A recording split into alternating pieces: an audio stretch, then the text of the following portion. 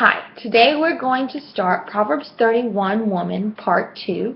It's a 4-part series that the group Lights on a Hill is currently doing. This week we are focusing on verses 13 through 18. And just a few little things here before we get started. These next 6 verses, talk a lot about her work ethic and whatnot. And I don't want to say they're outdated, but that's the first word that comes to mind. So I tried very hard to bring them into maybe our modern day terms that we could understand as 2013 women. So let's get started. The verses read, "She seeks wool and flax and willingly works with her hands. She is like the merchant ships, she brings food from afar. She also rises while it is yet night and provides food for her household and a portion for her maidservants. She considers a field and buys it. From her profits she plants a vineyard. She girds herself with strength and strengthens her arms. She perceives that her merchandise is good and her lamp does not go out by night." This week we're also going to go verse by verse, starting with 13. "She seeks wool and flax and willingly works with her hands."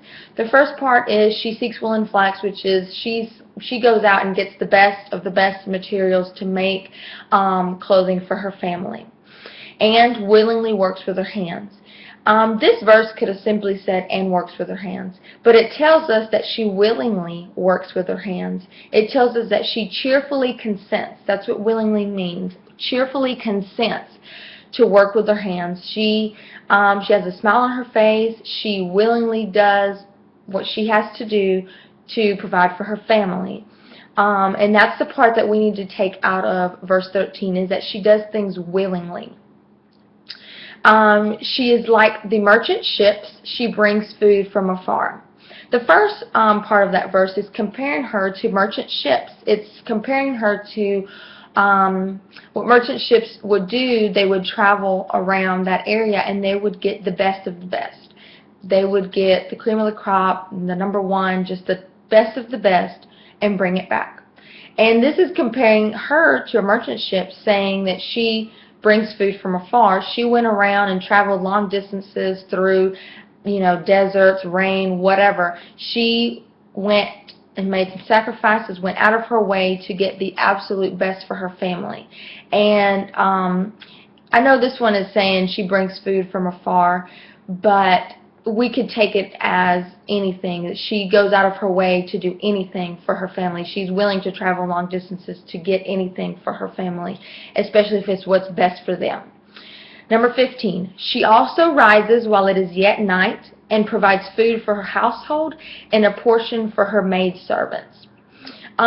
This one's important because I know some mornings maybe there's a little bit extra to do that day, and we think to ourselves, I kind of need to get up early the next morning. And this is telling us that she rose while it was yet night. It was still dark out, and she was getting up, getting food ready, getting this ready, doing this, doing that, getting whatever it is that she needed to get ready for that day for her family. And so the part that says a portion for her maidservants, we don't have maids, but we can consider that anything that assists us in cleaning could somewhat be of a maidservant. A vacuum, a dishwasher, a washer, a dryer. And to me, what this is saying is, back in the day, she would provide a portion for her maidservants, but along with that, she would say, okay, well, you've got to clean the floor today, and don't forget you need to do the dishes, and you need to wash the clothes, whatever. So she took the time to set out time. Okay, well, today I need to vacuum and I need to do these dishes here and there. So she rose up early and she thought about the things that she needed to get done for that day for her family, and that's very important. 16, "She considers a field and buys it. From her profits she plants a vineyard." The first part of this verse is she considers a field and buys it. And the point that we need to look at this part of the verse is considers. Consider means to think carefully, to contemplate before making a decision. So this is letting us know that she is not an impulsive person. She doesn't go past and see, wow, field, I'm buying it. It tells us she considers it. She thinks about it. Is this good for me? Is this good for my family? Is this going to bring us wealth? Is this going to be bad for us? And then she buys it. And the second part is, from her profits, she plants a vineyard. This is telling us that she is selfless. She has profits.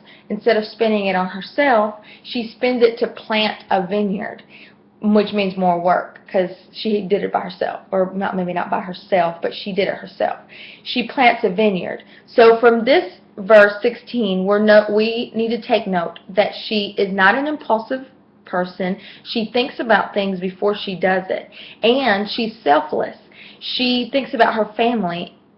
If I plant this vineyard, I'm going to continue to get profit, and it's going to be best for my family. Number 17, she girds herself with strength and strengthens her arms. Girds means to surround, equip, or prepare. And this is telling us she surrounds herself with strength. She equips herself with strength. She prepares herself with strength. And she strengthens her arms, because all throughout this text we're seeing she's working with her hands. She's planting a vineyard. She's preparing food. So what we need to take from this one is that she's being, I really don't know what the word is, but she's thinking, okay, I've got this strength now. Where do I need to put it in? What is the main thing in me that works to provide for my family? And that's obviously, she noticed, it's my arms. I need to strengthen my arms. So she's a woman, not a man. She's a woman that thinks a lot, obviously. Number 18, she perceives that her merchandise is good and her lamp does not go out by night. The first part of this, she perceives her merchandise is good. We need to note perceives. Perceives means to recognize, envision, or understand. So again, she's taking the time to think. I'm recognizing and I'm understanding what I'm doing, my merchandise, what I'm doing with the vineyard, with buying a field, what I'm doing is good. Because I believe if she was to perceive that something that she was doing was not good, I feel like she would shift it. She's constantly thinking, okay, is this good? Yes, check mark, let's go. If this is not good, I think she would shift it and do something else that is good. And her lamp does not go out by night. Sounds like she's getting up early and going to bed late. That's a lot. But from this, we can just take that she's willing to make sacrifices. She got up early, she did all this stuff, and now she's staying up late. I know she's tired. I would be tired. So this is just letting us know that she makes sacrifices, and she does them happily because she's continuously thinking about her family. And she's not thinking about, I'm tired, or I'm not going to travel far to get goods for my family. She's a woman that makes sacrifices for her family. And that ends today's lesson. It was a little short. I hope you guys enjoyed it, and we will be recording again next week, Wednesday the 22nd, and I hope you join us for that one as well.